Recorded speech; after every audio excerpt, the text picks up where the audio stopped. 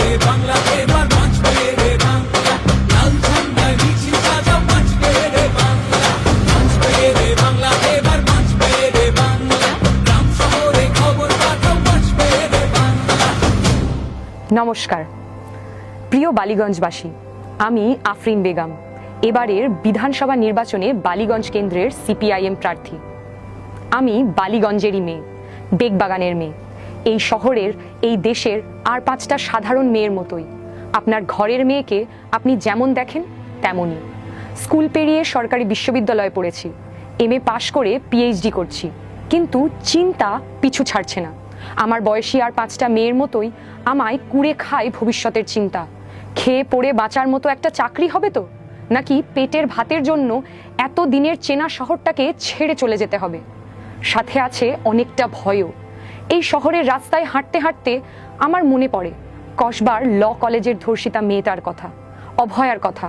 উন্নাও যায়নি কোনোদিন, হাতরাস যায়নি। যেদিন রাতে বাড়ি ফিরতে একটু দেরি হয়ে যায়, কলকাতার অলিগলির একটু ফাঁকা রাস্তাকে উন্নাওয়ের মতো মনে হয় আমার। এই একই ভয় আমার মতো এই শহরের অনেক মেয়েদের লাগে। ভয় লাগা কি স্বাভাবিক নয়? আমরা বামপন্থীরা বলছি, আমরা যদি আপনাদের সমর্থন পাই, বিধানসভায় আমাদেরকে যাওয়ার দায়িত্ব দেন, নরপশুদের হাত থেকে কলকাতা শহরকে বাঁচাবো, বালিগঞ্জকে বাঁচাবো। রাতের কলকাতায় যে কোনো রাস্তায় মেয়েরা আনসেফ ফিল করলে, নিরাপত্তার অভাব বোধ করলে আমাদের কুইক রেসপন্স টিম থাকবে। অভয়া টিম ভয় পাওয়া মহিলাকে তার নির্দিষ্ট গন্তব্যে পৌঁছে দেবে। আমাদের বয়সী হাজার হাজার ছেলে মেয়েরা কাজের জন্য চলে গেছে দিল্লি, চেন্নাই, ব্যাঙ্গালোর। আমাদের যদি আপনারা দায়িত্ব দেন, বাড়িতে বাড়িতে অসহায় বৃদ্ধ বৃদ্ধাদের প্রতি সপ্তাহে দেখভাল করার জন্য টিম তৈরি হবে। 24 ঘন্টা টিমের অ্যাক্সেস পাওয়া যাবে। যখনই প্রয়োজন হোক না কেন, টিম পৌঁছে যাবে নির্দিষ্ট বাড়িতে। আমাদের শহরের ছেলে মেয়েদের কাজের জন্য এমপ্লয়মেন্ট ওয়ার্কশপ করব। সরকারি স্কুলগুলোর নাজেহাল দশা, প্রায় 8000 স্কুল বন্ধ হয়ে গেছে গোটা রাজ্যে।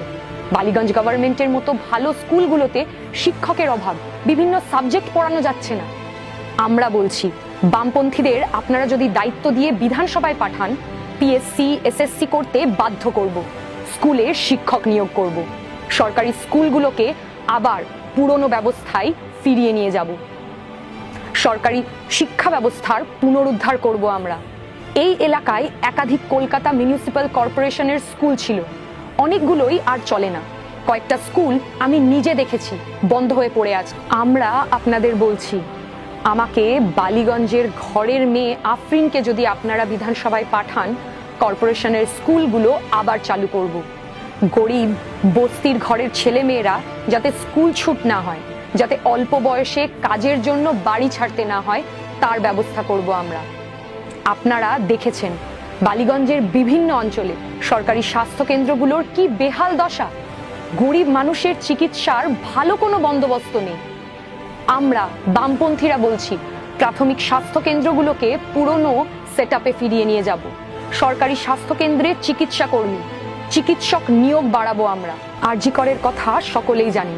প্রথমে খুন হলো একজন ডাক্তার, তারপর গত 1 সপ্তাহে 2 জন। ছেলের চিকিৎসা করাতে এসে 40 বছর বয়সী দমদমের বাসিন্দা অরূপ বন্দ্যোপাধ্যায়, তার ঠিক 2 দিন পরেই একজন রোগী ট্রমা কেয়ার সেন্টারে ভর্তি ছিলেন, বাথরুমে পড়ে মারা গেলেন। একটা হাসপাতাল যেখানে ডাক্তারের জীবন নিরাপদ নয়, রোগীর জীবন নিরাপদ নয়, রোগীর আত্মীয়ের জীবনও নিরাপদ নয়। পশ্চিমবঙ্গের চিকিৎসা ব্যবস্থার হাল আরজি করেই ফুটে উঠেছে। হাসপাতালগুলো নামেই সুপার স্পেশালিটি, আসলে হাসপাতালে শ্মশান বা কবরের স্পেশালিটি। হাসপাতালগুলোর গেটকে নরকের দরজা বানিয়ে ছেড়েছে এই সরকার। হাসপাতালগুলো সত্যিকারের সুপার স্পেশালিটি বানাবো আমরা। MLA ফান্ড থেকে প্রাথমিক স্বাস্থ্য কেন্দ্রগুলোই বরাদ্দ করব আমরা। স্বাস্থ্য কেন্দ্রগুলোই নিয়মিত 7 দিন 24 ঘন্টা চিকিৎসার ব্যবস্থা করব, যাতে বস্তি এলাকার গরিব মানুষ রাত বিরেতে প্রাথমিক চিকিৎসাটুকু পান। বালিগঞ্জ বিধানসভার মধ্যে 50টার বেশি বস্তি আছে।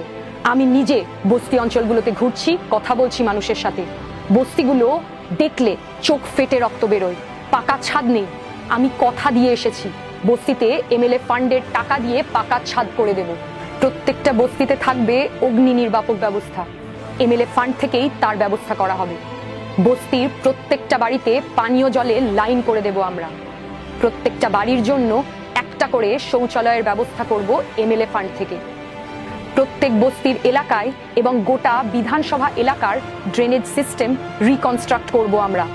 আমাদের এই শহরটাকে, এই রাজ্য, এই দেশটাকে জাতের নামে, ধর্মের নামে টুকরো টুকরো করার চেষ্টা করে চলেছে বিজেপি। বিজেপির মহান নেতা শ্রী নরেন্দ্র মোদীর বিরুদ্ধে অভিযোগ উঠেছে একাধিক মহিলাকে যৌন সম্পর্কের বিনিময়ে সাংসদ করেছে বিজেপি। শুধু তাই নয়, যৌন সম্পর্কের বিনিময়ে কেন্দ্রীয় মন্ত্রিসভার মন্ত্রী পর্যন্ত করা হয়েছে। এই অভিযোগ করেছেন খোদ বিজেপির নেতা সুব্রহ্মণ্যম স্বামী। এপস্টিন ফাইলের কথা বলতে গিয়ে এই অভিযোগ করেছেন সুব্রহ্মণ্যম স্বামী। দ্বিতীয় অভিযোগটা করেছেন আর এক কট্টর হিন্দুত্ববাদী লেখিকা মধু পূর্ণিমা কিশোর। নিজের এক্স হ্যান্ডেলে এই অভিযোগ করেছেন তিনি। মুখে হিন্দু ধর্ম বাঁচানোর কথা বলে, ভারতের কালচারের কথা বলে বিজেপির সর্বোচ্চ নেতা, দেশের প্রধানমন্ত্রী নরেন্দ্র মোদী মহিলাদের যৌন দাসী বানিয়ে তুলেছেন। আমরা বামপন্থীরা বলছি, সত্যিকারের ভারতের কালচার যদি কেউ বাঁচাতে পারে, সেটা আমরা বামপন্থীরাই পারবো। আকবরের হামজানামা থেকে রবীন্দ্রনাথের কালচার কেউ বাঁচাতে পারলে আমরাই পারবো। চোর, দুর্নীতিবাজ তৃণমূল নয়, এপাং ওপাং ঝপাং করা কেউ নয়, ওয়াকাফের সম্পত্তি লুট করা ভেগধারী নেতারা নয়, বিজেপির মতো রাম নিয়ে রাজনীতি করা দল তো নয়। বামপন্থীদের হাতেই সুরক্ষিত রাম, ওয়াকাফও আমাদের হাতেই সুরক্ষিত থাকবে। আমাদের দল চুরিতে শূন্য, দুর্নীতিতে শূন্য। মানুষের জীবনের রোজগার সমস্যার সঠিক বিকল্প দেব আমরাই।